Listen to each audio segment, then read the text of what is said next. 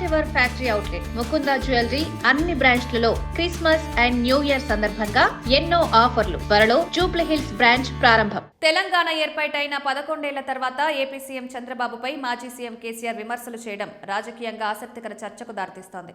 తెలంగాణ ఏర్పాటుకు 10 ఏళ్ల ముందే అధికారం కోల్పోయిన చంద్రబాబును ఇప్పటికీ కేసీఆర్ విమర్శించడం తెలంగాణ వెనుకబాటుకు చంద్రబాబే కారణమన్నట్లు చూపడంపై పలు అభ్యంతరాలు వ్యక్తమవుతున్నాయి.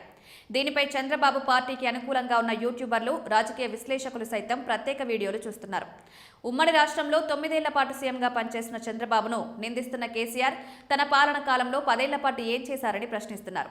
ఈ సందర్భంగానే ఉమ్మడి రాష్ట్రం, ఆ తర్వాత తెలంగాణ ప్రత్యేక రాష్ట్రంలో 3 నేతలు అధికారం చెలాయించడాన్ని ప్రస్తావిస్తున్నారు. 1996 నుంచి 2004 వరకు అధికారంలో ఉన్న చంద్రబాబు తెలంగాణ ప్రాంతానికి ఏం చేశారు? ఆయన తర్వాత ముఖ్యమంత్రిగా వచ్చిన కాంగ్రెస్ నేత వైఎస్ రాజశేఖర్ రెడ్డి, ఇతర కాంగ్రెస్ ముఖ్యమంత్రులు ఎలాంటి అభివృద్ధి చేశారు?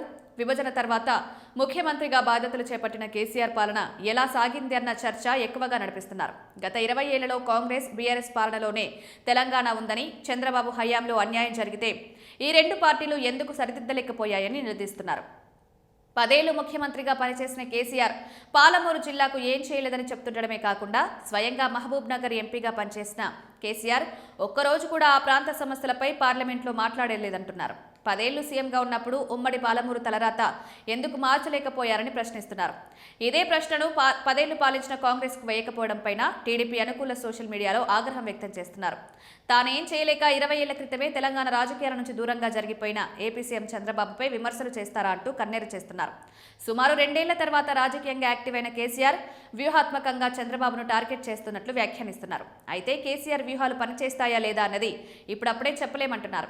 ఇదే సమయంలో కేసీఆర్ పాత చింతకాయ పచ్చడి కబుర్లు చెప్తున్నారని మరికొందరు విమర్శిస్తున్నారు. చంద్రబాబు పాలన ముగిసి తెలంగాణలో 20 ఏళ్లవుతున్నా కేసీఆర్ ఆ విషయాన్ని విస్మరించి తన పాలనను గుర్తు చేయకుండా చంద్రబాబు హయాంలో నిర్లక్ష్యాన్ని ఎత్తి చూపడం వల్ల ఎలాంటి ప్రయోజనం ఉండదంటున్నారు. కేసీఆర్ ఇలా మాట్లాడడం వల్ల చంద్రబాబు, వైఎస్ కేసీఆర్ హయాంలో జరిగిన పనులన్నీ చర్చకొచ్చే అవకాశం ఉందని వ్యాఖ్యానిస్తున్నారు.